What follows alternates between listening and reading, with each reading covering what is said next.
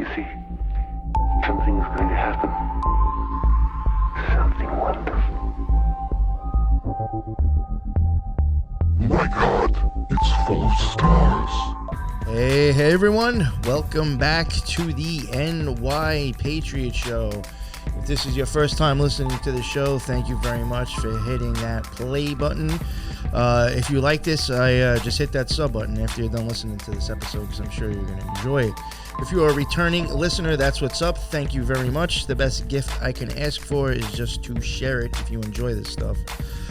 Today I'm very happy to have back on. I've had her on a few times. Always a pleasure, always very interesting, and just presents her info very well also, which is a plus.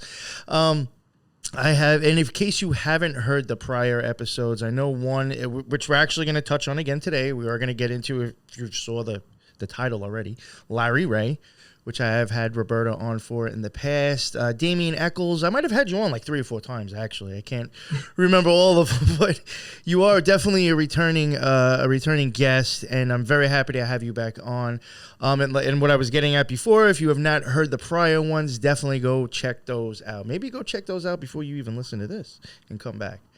Roberta, would you like to introduce yourself and let everybody know where they can find your stuff? Sure. My name is Roberta Glass. I have the Roberta Glass True Crime Report. I talk about true crime cases from a factual perspective using That's a plus. Right. Especially on YouTube lately, it's just getting horrible. Right. So I talk about it either from the trial transcripts or I go to court. I covered the Ghislaine Maxwell case from the courthouse, the Larry Ray case, which was fascinating, and the NXIVM case from the early hearings onto Keith Raniere's trial.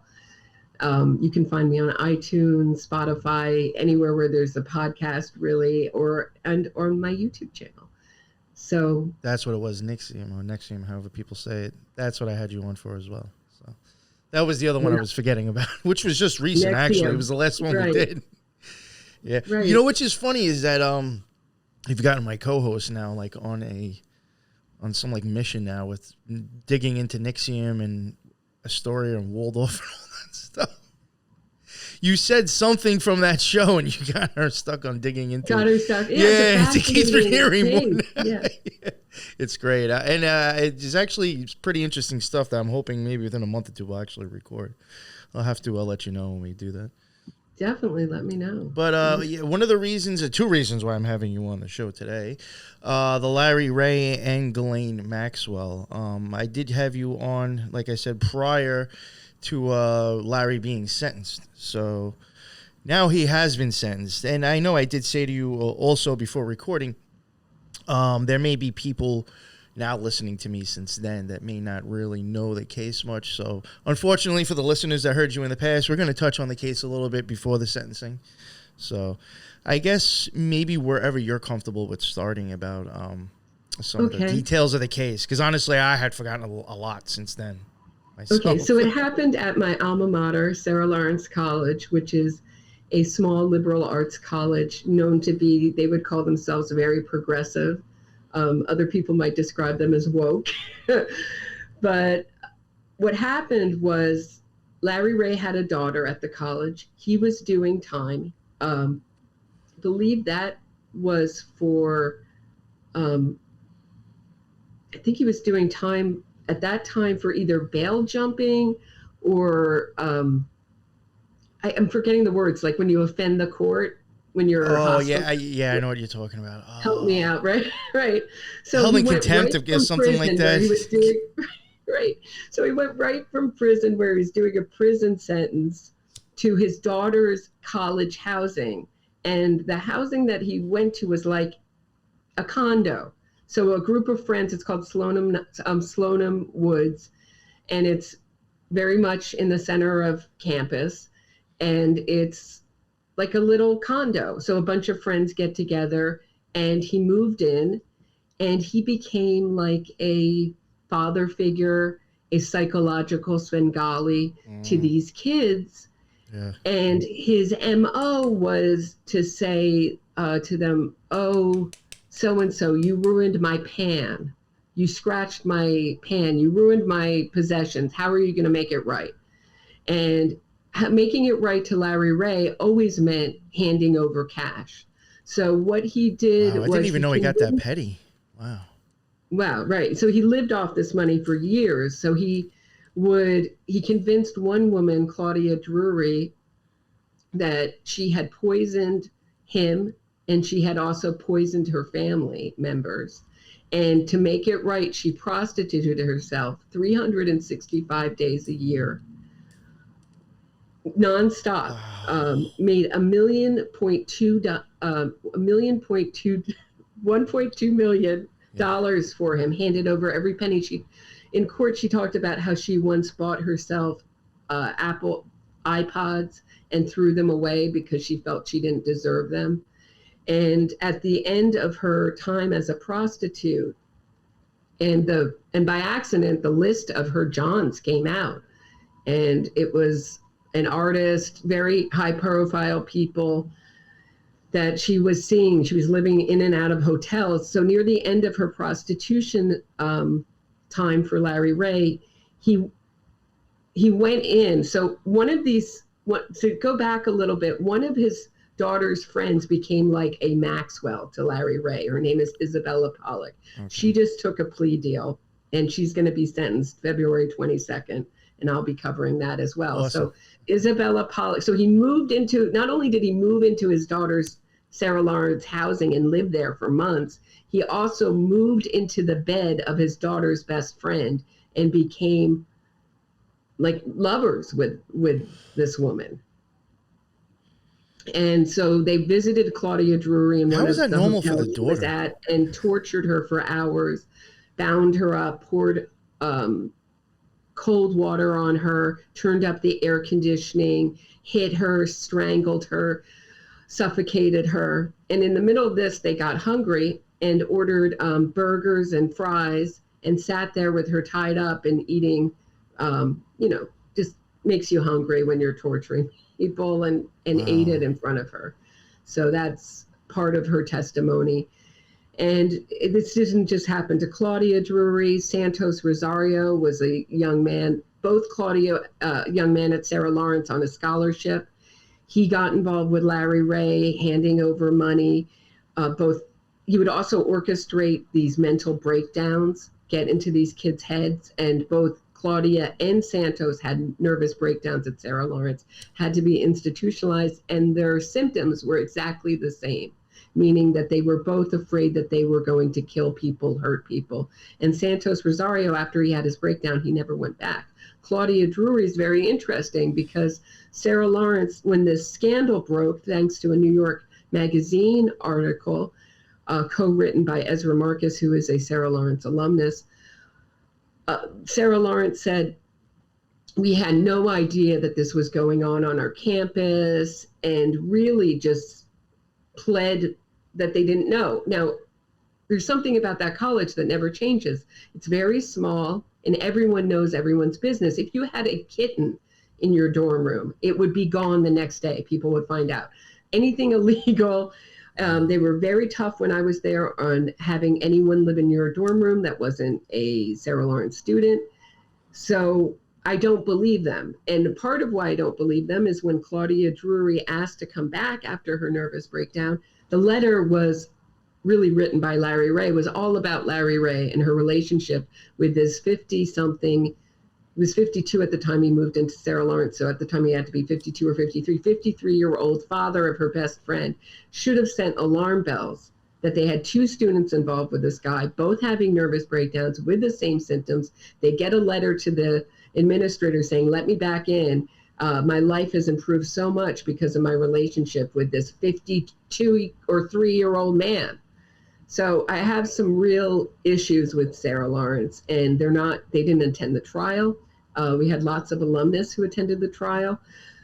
So he was there on multiple charges of sex trafficking, conspiracy, and he got convicted very quickly. And the jury, I got to talk to the jury forewoman, it was very interesting. She felt the same way I did about the trial. It was the most incredible trial I've ever attended. And I think it was really the trial I expected Ghislaine Maxwell's trial to be. The government was incredible, so organized, well thought out presentation. And the defense team, which was a court-appointed defense team, was like 3 benches deep of help for Larry Ray. You look, the prosecution had nothing. They did a great job anyway, but had a lot of help, interns, specialists there to help him defend himself. And it was what made it a very interesting trial. Both sides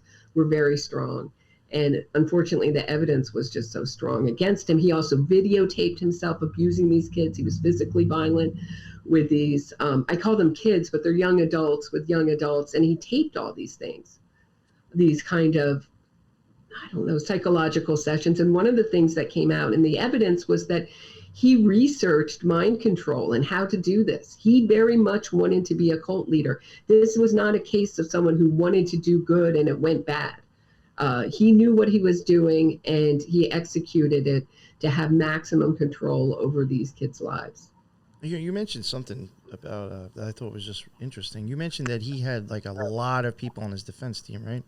Yeah. Mm-hmm. Was he paying for his own defense? No, or did he? No, it's court appointed. Like if you're in a federal trial in New York, I said to my friends who were at the Ghislaine Maxwell trial, what a waste of money. Same thing with Claire Bronfman and the NXIVM trial. Those are both federal trials.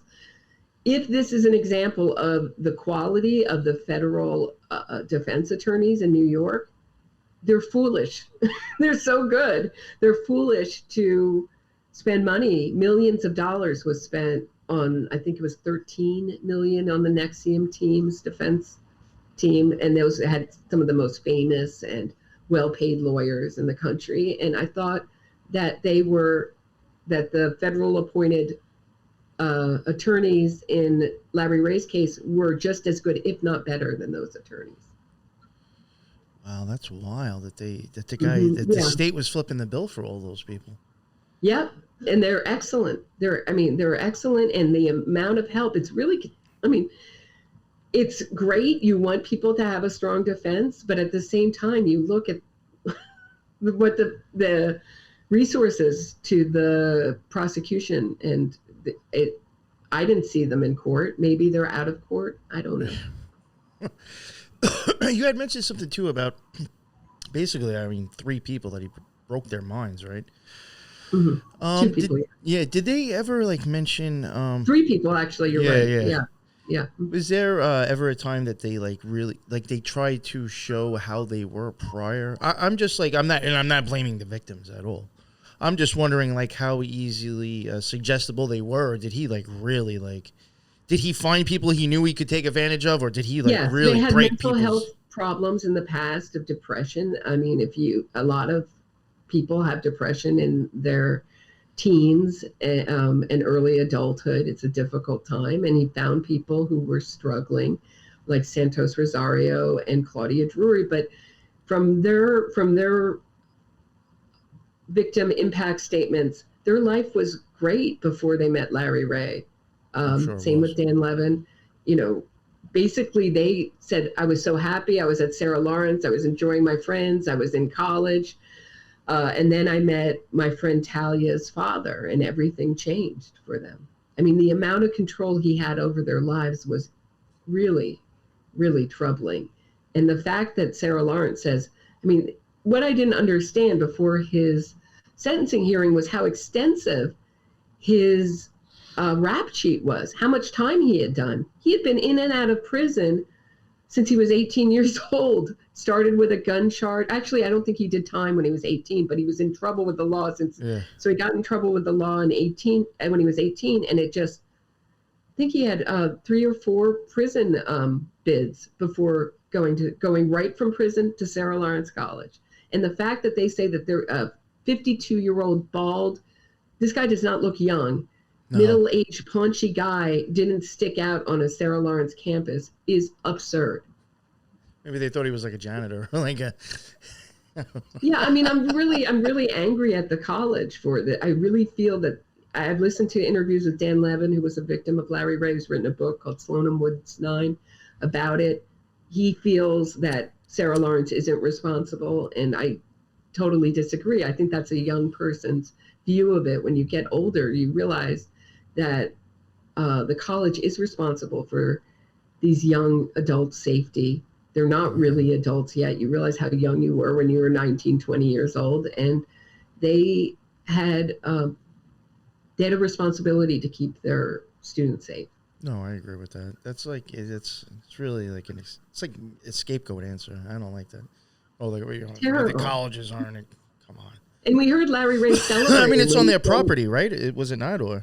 Yes, right in the middle. I mean, it's not off campus somewhere. This is on Sarah Lawrence campus. You couldn't miss him.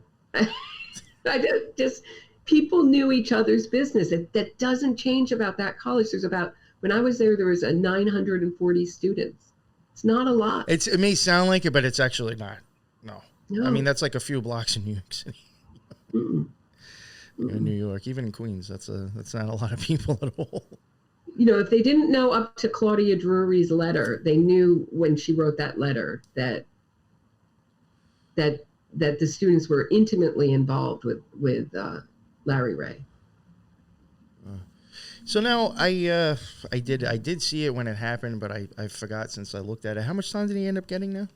Got 60 years, which is interesting, and I'm about to do a deep dive into this. These are both federal cases that didn't end with death. So Trump passed a law called the First Step Act, and actually Ghislaine Maxwell mentioned it in her interview.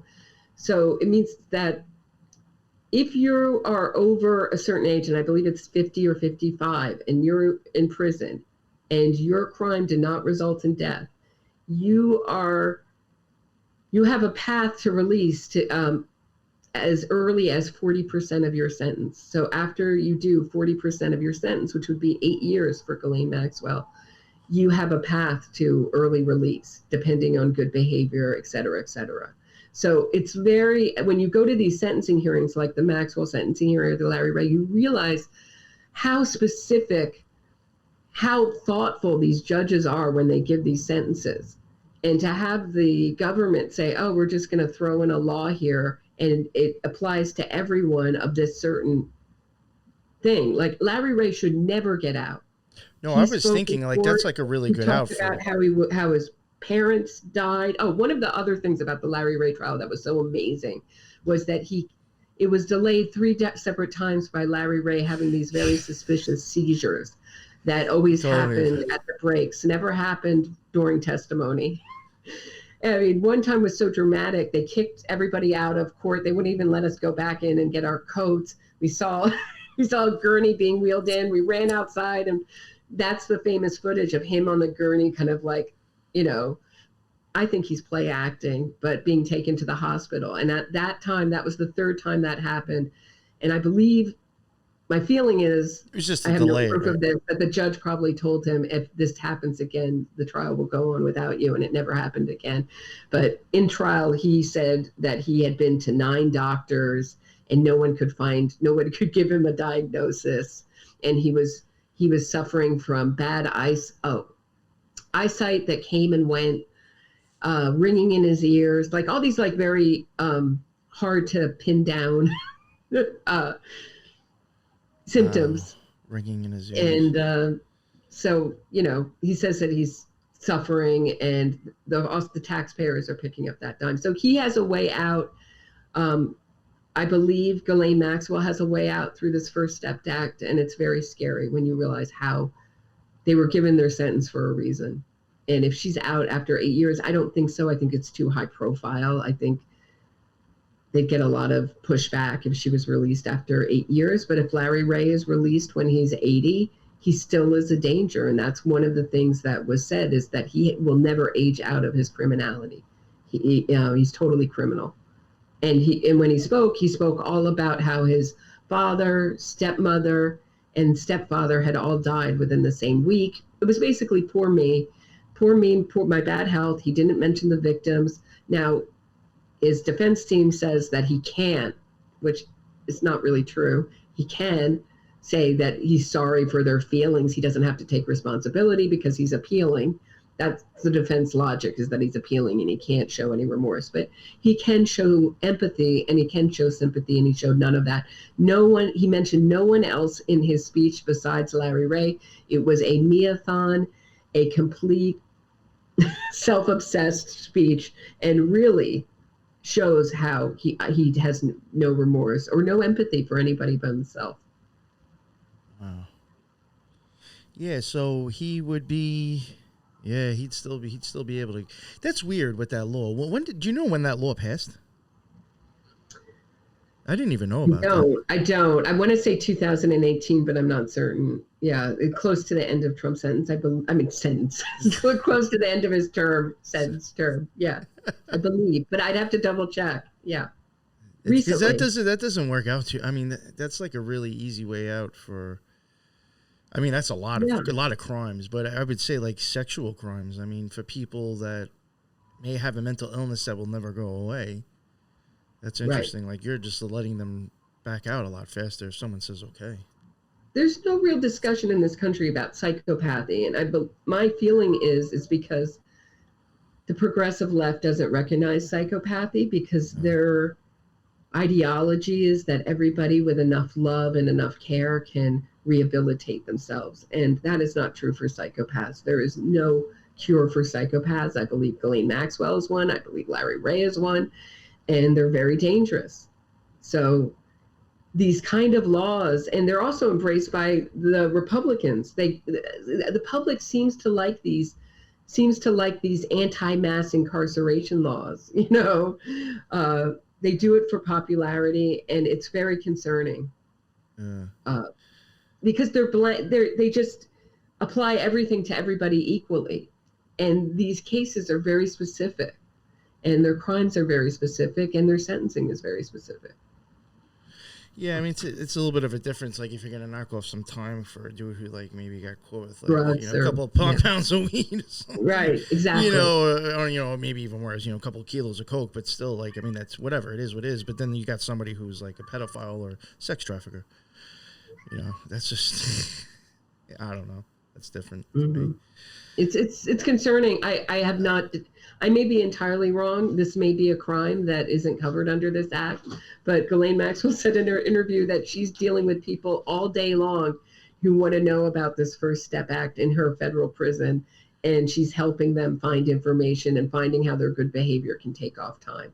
So it is a big reform to our criminal justice system.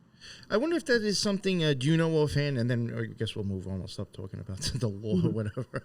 But do you know offhand, like, is that something that the judge has to include, like, in sentencing, that they're eligible for that, or they could just go for it themselves? No, it happens after sentencing. So once they're sentenced, once they're in prison, they have a way out, depending on their time, blah, blah, blah, blah, blah. I got you, yeah. To get out and to start getting parole hearings, which are incredibly re-traumatizing to the victims and the victim's family, these parole hearings. Gotcha. No, I just know that sometimes some things, like, I mean, I guess you can still do it without a judge's recommendation. It's just sometimes if the judge recommends it, it's like almost like a sure-in. I wasn't sure how that would be works. Better if the judge recommended it, because then we know they were familiar with the case. These are people who are parole boards are familiar with the case in only the amount of work that they do, and they see a lot of people. Yeah. So how familiar can they really get with the case? Yeah. You hope that they're working very hard to familiarize themselves with every detail, but I don't know if that's even possible in their job. Oh, that's a really good point too. You're seeing way too many people. They're just like numbers and probably a couple of pages that they look over. Mm-hmm.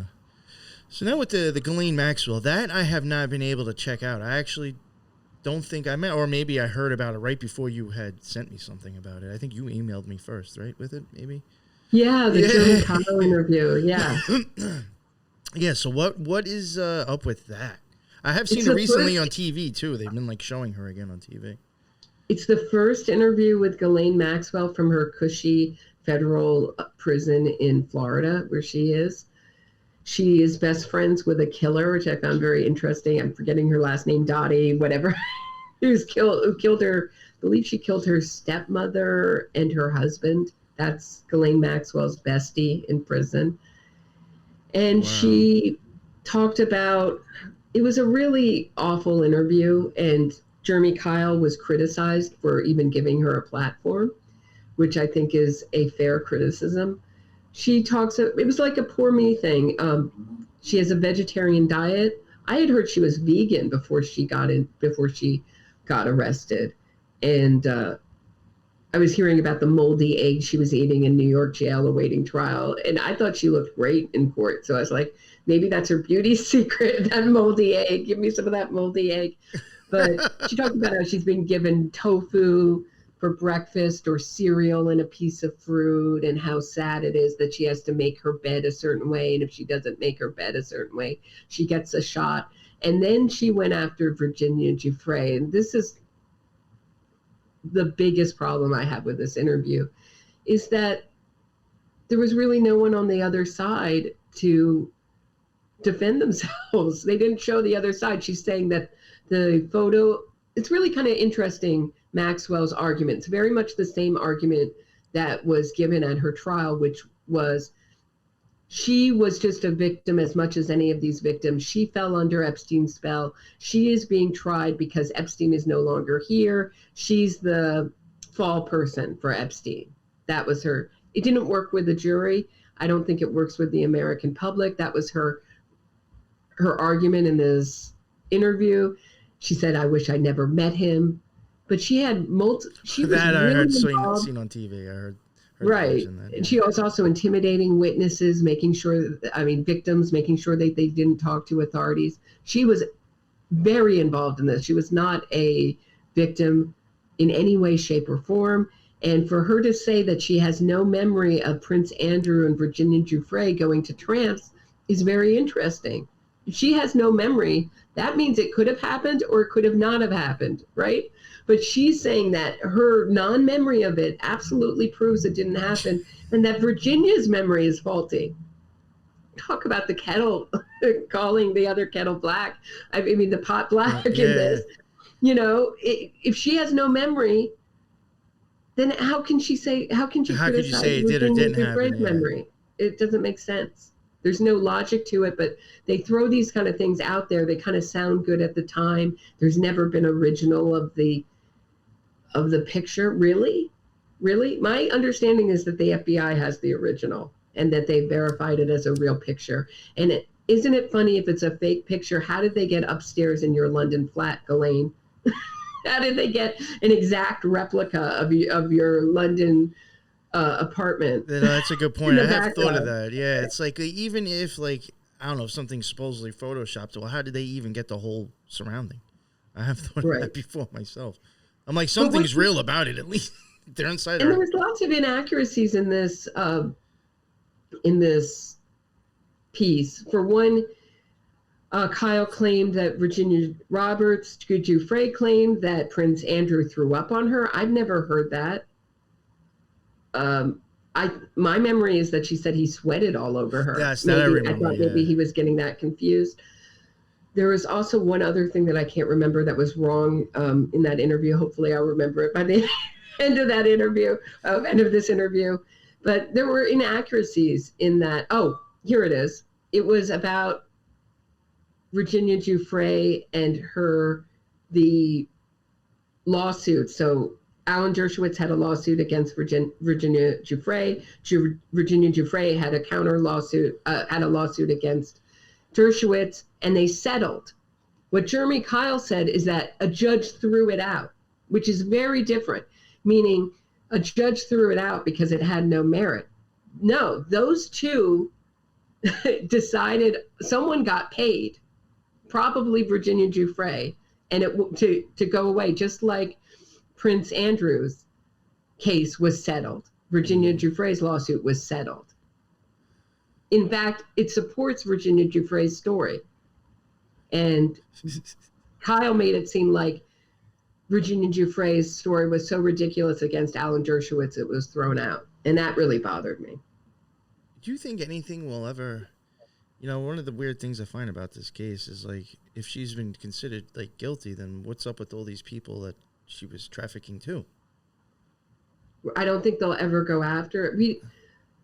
I think what I saw in court, and I say this reluctantly because what happened in the Maxwell case was that the very experienced prosecutor, Audrey Strauss, quit 4 months before Ghislaine Maxwell. She was going to try this case. 4 months before the case, she quit. So what was left was a very young prosecution team that looked lost, that looked demoralized. They were up against this multi-million-dollar defense team, and they barely squeezed out a conviction, in my opinion. The other people who went to trial with me felt the same. Similarly, everyone but New York Nadia, who felt the government was amazing. Everyone felt that they were just barely squeezing out. They could barely squeeze out a conviction, that it could go either way. It was very close.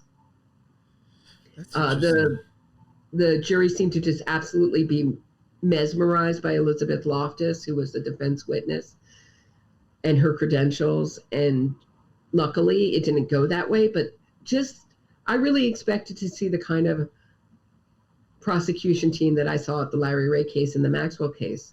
Instead, I saw they were overworked and just demoralized. That's the only word I can use, is demoralized. They seemed unhappy to be there, overworked, and outspent. So I don't know what happened there. I wonder if they were given the resources. Did they ask for extra time? Were they not ready because of COVID? I have no idea what happened there, but something is going on with the. I thought something was going on with the government team in the Maxwell case. I mean, did you ever wonder if they didn't quit and were just told this? Like, you're not maybe. doing this. I mean, there's right? a lot of powerful people connected, and I scoffed at the time. Also stuff just happens. It's a very disorganized. It seems like that office is having problems in the Southern District of New York right now. I don't know. They've been through a lot of different heads, and I don't know. Our DA Bragg certainly seems to very much to be one of these woke prosecutors, and when that happens, I can imagine the team under him gets very demoralized. That's interesting. I actually didn't know anything about the switching. I had no idea. Yeah, it's weird really that nobody talks about it except maybe me. Yeah, I'm surprised I haven't seen like a meme about this. Yeah. Right. Look up Audrey Strauss, Ghislaine Maxwell. Up to then, she did the press conference. You would think that, but maybe the mainstream press didn't see it the way I saw it. But I thought that they looked very, very demoralized in just doing the minimum to get it done. But you know what? They won. So I was actually minimum work, but I mean, I was surprised and wasn't, because I was just like, I could just see this somehow her being considered not guilty. So when it did come out, I was like, oh wow! Like I kind of almost expected her to, but I was not surprised if she didn't. So and then we have the issue of this juror 50, who went in as an activist juror. Really, he claimed that I saw his hearing. They had a special hearing just on this issue, because Ghislaine Maxwell's team was saying they had an unfair trial because this guy basically wanted to get on the Maxwell, wanted to be a juror on the Maxwell case, lied to get on it. And he said he just didn't read the questions right. And I didn't really believe him. And I found it very annoying, because so much time and effort was spent to make sure that trial was done by the letter, and to have a kind of a activist juror on the thing was kind of sad to see the process corrupted, in my opinion. But see that I didn't know. It's also up to Ghislaine Maxwell's team to weed out those kind of jurors. So, and like, what now? When you say like activist, was it like someone who's going to be like pro Ghislaine? He had been sexually abused himself and had very strong feelings about this. Oh, and he argued very strongly for a strong prison sentence. Now, you can call that not an activist. You can call that a juror with experience. But they were trying to throw out jurors who were sexually abused to get rid of any kind of bias. Yeah, no, I get that. Wow, so that person got through. I'm surprised. Yep. I figured if anything, they'd want sympathizers. He was right in front of me at the sentencing too. I thought that was interesting. Really? Mm-hmm. Wow. I think it's great when the jurors come back. I mean, I talked with the Larry Ray trial. I talked to the jury forewoman, and she had the same. Is that how you got to speak to them? Was from seeing them at the sentencing? I caught. It was the Larry Ray trial was done in a very small courtroom. There's going to be a Hulu documentaries coming out about the Larry Ray and his victimization of the students at Sarah Lawrence on February 9th on Hulu.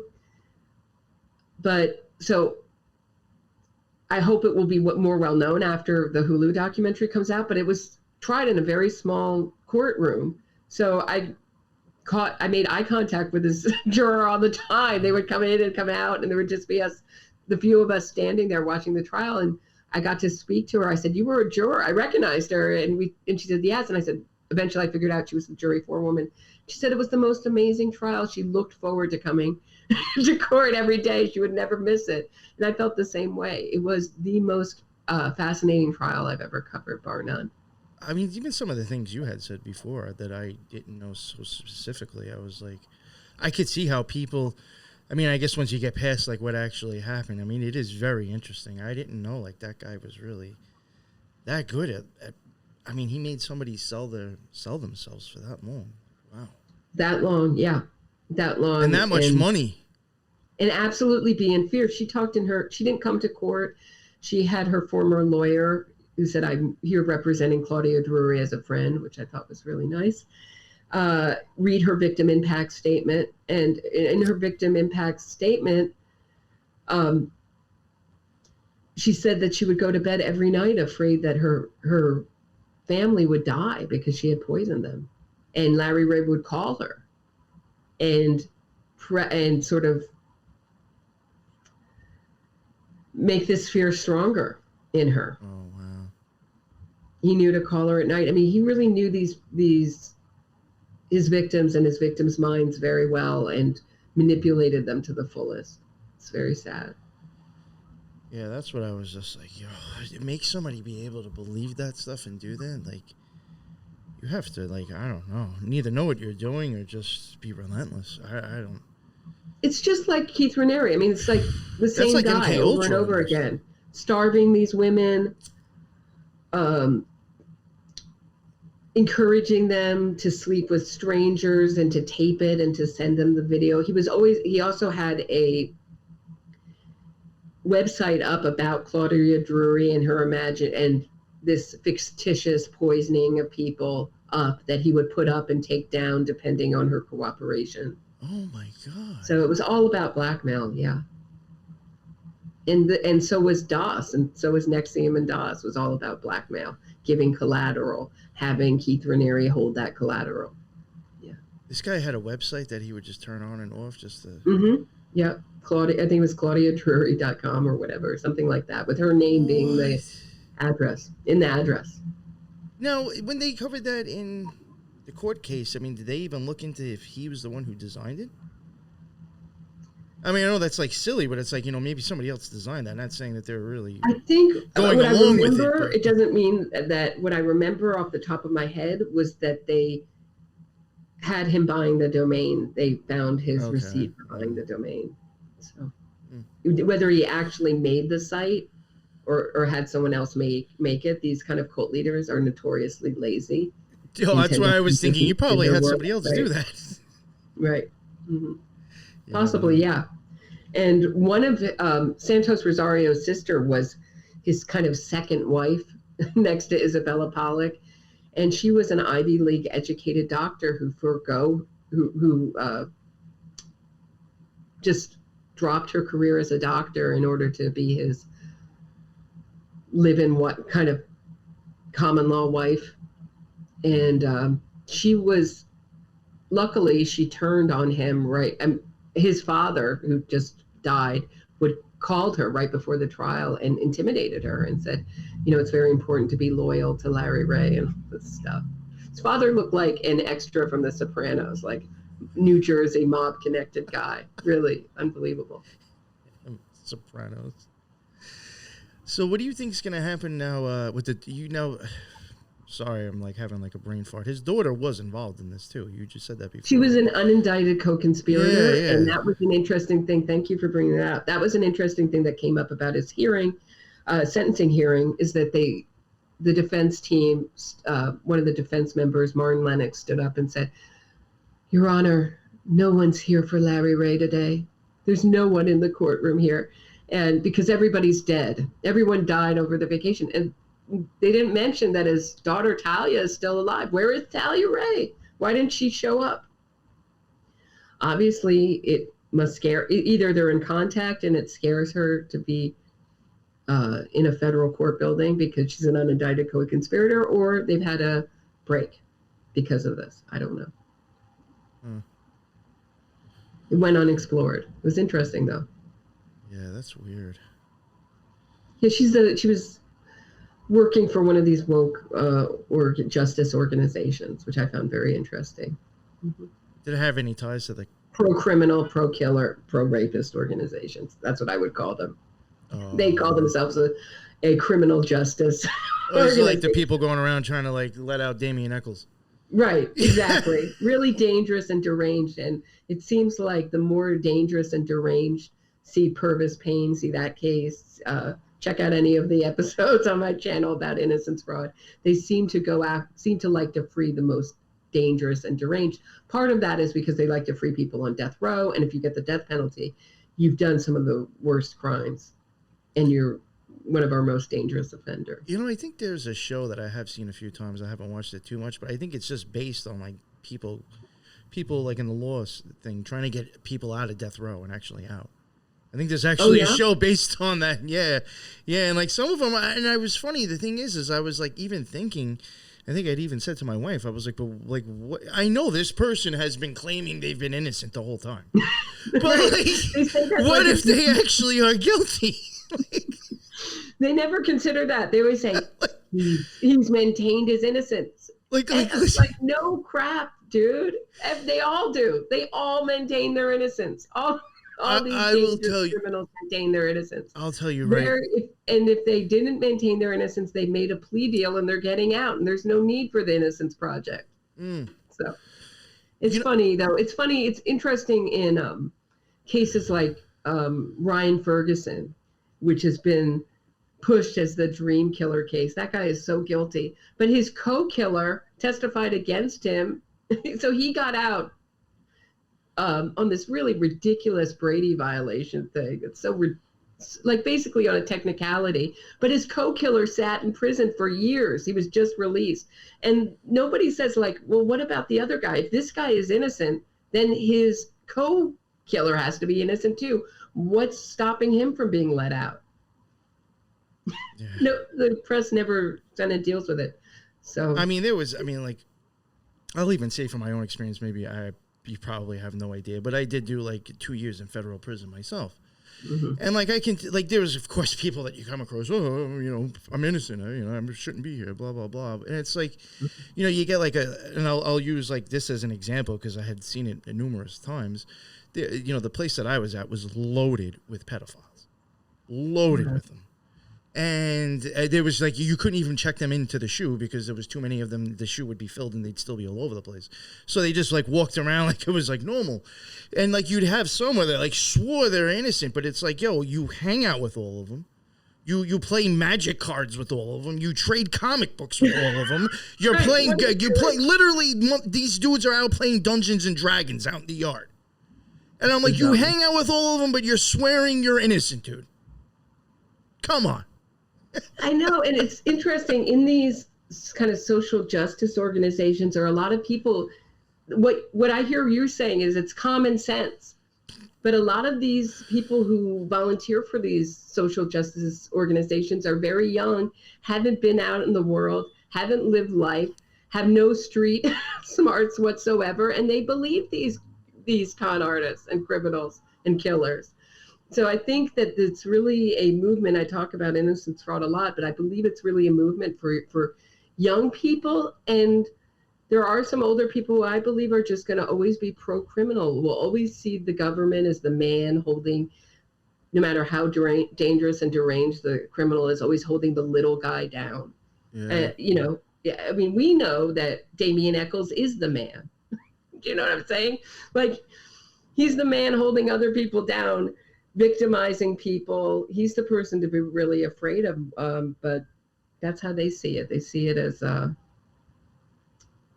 government's always going to be squishing. Oh, that's how they even do it on the show that I have seen a couple of times. They just make it seem like that the justice system is so screwed up. We got to fix it. All these people, whatever. The way that they try to I guess hit your emotions. Very liberal. Are you going to complain about the tofu being very bland during your time in federal? Did you have the tofu? I was there because I did something wrong. You admitted it. So she said there wasn't salt and pepper. Did they salt and pepper your food in the? Oh no, you got to do that yourself. It was even funny. There was something you had mentioned. Oh, about the bed. The bed there was being no salt and pepper in the entire prison. Well, I mean, they give you packets of it, but that's what I thought. Right? Thank you. You even mentioned something about that sounds awfully hard to believe that they don't have salt and pepper in prison. The bed being made the way your bed has to be made. It's just they basically just want your sheets tucked in. It's and I've never seen anybody enforce it, honestly, to tell you the truth. So right. I'm when you said that, I was thinking in my head, I'm if she even had to make it, it might take you a total of a minute to do to their standards. And I'm thinking, I never remember a CO actually ever saying anything unless it was somebody who was constantly being an issue to them, regardless if they were really being an issue or if the cop is being a dick. It was never something they just oh yeah, we're going to check. No, they did it if you were a dick or just never said anything. So when you mentioned that, I was I highly doubt they're getting on her case about her bed. And they also said that Larry Ray was tortured in prison during COVID. He didn't have access to exercise. This stuff. I mean, it was just really beyond the pale. It was really hard with the victim sitting in the back row crying. And it was really hard to feel sorry for Larry Ray and his COVID prison time or jail time. I think that was jail time, not prison time, jail time. And what did you say I think you mentioned something else was coming up too soon, right? In February? Oh, it's Isabel Pollack, who was Talia Ray's best friend, who Larry Ray, she was like the Maxwell to Larry Ray. At first everyone thought she was a victim when this news story broke, and she gave interviews or quotes like she was a victim, but then she got charges. It turns out she was much more involved and much more complicit than anyone ever knew. It's I thought I almost got away. And I was really looking forward to her trial. I was never so depressed as the day she pled out. I missed it. I would have run down there. I think you had mentioned that. Found out after the fact that she pled out. I'm the last person to know. I was so sad because I was really looking forward to another great trial. Did she plead out? She pled out. I will go to her sentencing. I'd like to see her in person. She's been a kind of ghost figure in this case. Yeah. Because I don't think I really kind of an enigma. Yeah. What went on with her, and I'd like to hear what she has to say. So I would be going. I'd probably be reporting on it.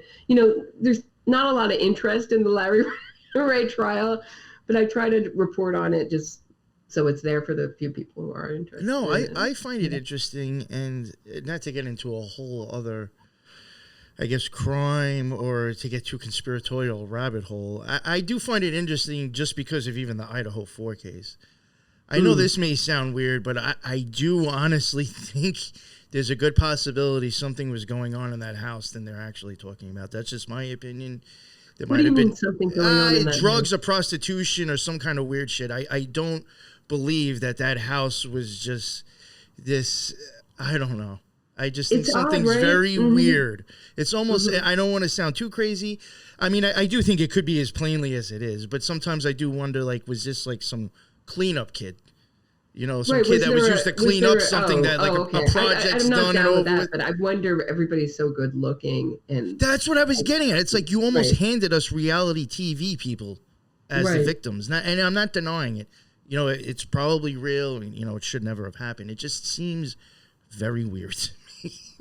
I think it's very weird. I think what was bothering me about that story is very much like the Chris Watts story. What made this guy snap? Like that he was like a normal great and then great he went guy, to and then he school for snapped. all this stuff and He's like literally Damien screwed Eccles. up He didn't everything. snap, right? He was a psychopath. He's a psychopath. He didn't snap. Let's have a discussion about psychopathy. It'll never happen in this country. It is absolutely denied as existence. Even the people who are like forensic psychologists, they'll come out with the most ridiculous stuff to justify these people's actions. You know, Keith Abloh came out. Remember him? He had a big Me Too scandal. He's a TV psychiatrist. Do you remember Keith Abloh? No. He came out. He's trying to have a comeback after like he had 1 million patients Me Too him, and he had to pay them out. He settled just like Prince Andrew did, and Maxwell did civilly. So anyway, he came out and said, "Oh, this killer killed in this Idaho case because he looked too far deep into the chasm, and the chasm or the abyss. The abyss looks into you." It's like, he didn't look too far into the abyss. He was the abyss. He's a psychopath. He was the abyss. Right. I think Keith Abloh may be a psychopath or have some massive narcissistic problems with the amount of people he's victimized. He's no one to comment on this story, but they find these people and they run with it. What can I say? Yeah, I actually have somebody coming on this week to cover that Idaho 4 case too. It's very interesting. Yeah, it's something, I don't know what it is. And like I'm just like the type of person that will like look at small little things and like, be like, what was that about? Because like I think there was even a point where I think the cops even admitted when they got him, one of the first things he says was anybody else arrested? Yeah, that is so very people are interesting. like, what's up with that? And he doesn't look like a kind of guy who would have help, right? I don't know. And his dad is so weird. I don't know. There's so many weird things. And then there was even like case. I think one of the children's fathers had said something that he thought the cops were being cowards about the case. Right, but he should be dissatisfied. Oh yeah, right. But it's just like, why did you could take that so many ways, but. I think he's made his peace with the cops now, but they were pretending like they didn't have leads. They were putting out false information in the press that they didn't have a lead, that they had no idea who it was all the time, that they're tracking this guy, pulling him over. Those are great videos of him being pulled over with his dad. It's very interesting. I mean, you could do a whole episode just on those videos. Did you see the videos? Yeah, so I think people were rightfully dissatisfied with the cops when we're getting information that they have no idea, they have no suspects, no clue. Which is not true. Yeah. I hope everything was done by the letter. I hope that this guy is very dangerous, and I hope that he gets put away forever, if not given the death penalty.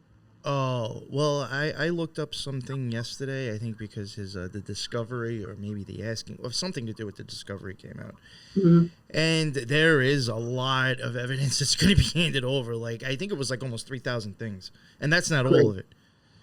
So it's interesting, and they're asking, and I did see lawyers say just because it's in this doesn't mean it's necessarily true, but they did ask for any evidence of co-defendants or informants. So if there is any, I guess we'll find out, but it doesn't mean that there is because they asked for that, technically, Right. So, but that's true. That's true. So it might get interesting, or it might just be case closed. This kid's nuts. He did this on his own. I hope the trial isn't broadcast. I hope it doesn't become entertainment.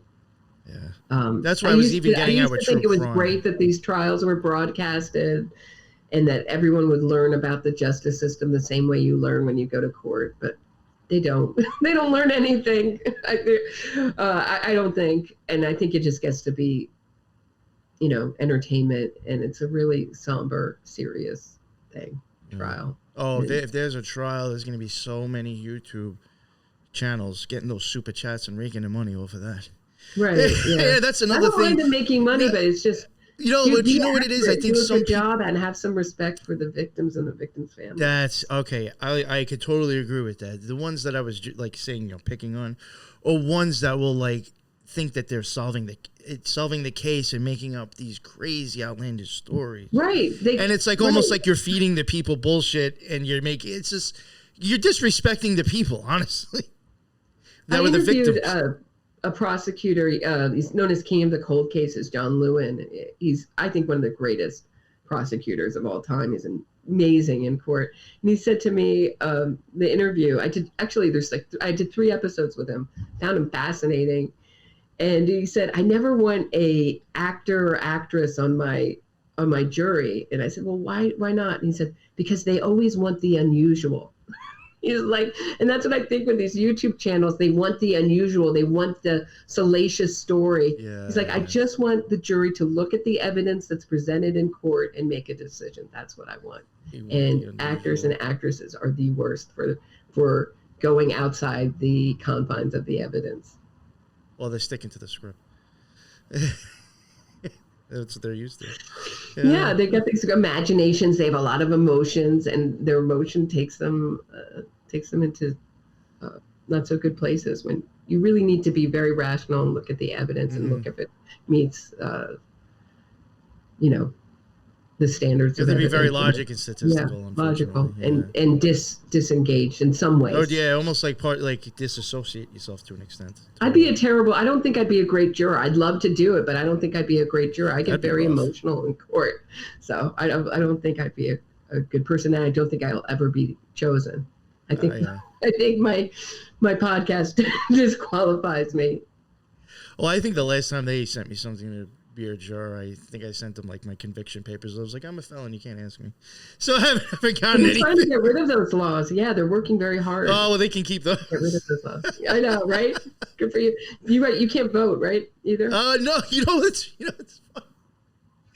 Not that I would probably even bother now because I don't know, but it was great how at last election a Democrat governor put in a law that allowed me to vote for a Republican president. Right. I know. Right. See, they think you're going to all vote Democratic. Yeah, that's what I was thinking too. I was like, you passed that thinking I'd vote for you, and it didn't work. Good for you.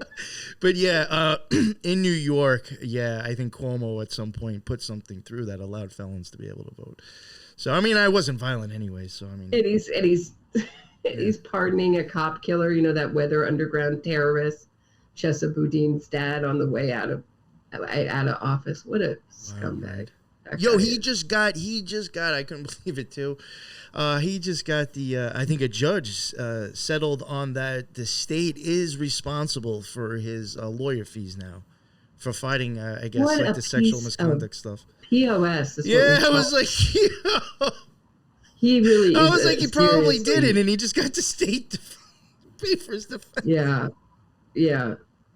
Like our tax money just paid for you to get out of court for free. I know a little bit. I can't say how, but I know a little bit more about that case than the rest of the American public. And that guy is very much like Keith Raniere and very much like Larry Ray. That's what it reminded me of. Wow. So, all right. Well, I don't think even the press really has the understanding of coercive control to really know how evil and dark that guy is. But okay. Maybe we'll save that for another episode. I'm glad he's out of power, but I don't think he'll be out of power for long. He's dying to get his power back. Well, that was the thing too. I was like, since he never got impeached, he can run. He could actually technically run for something and have a greater power than he did when he resigned. I can't believe it's like amazing.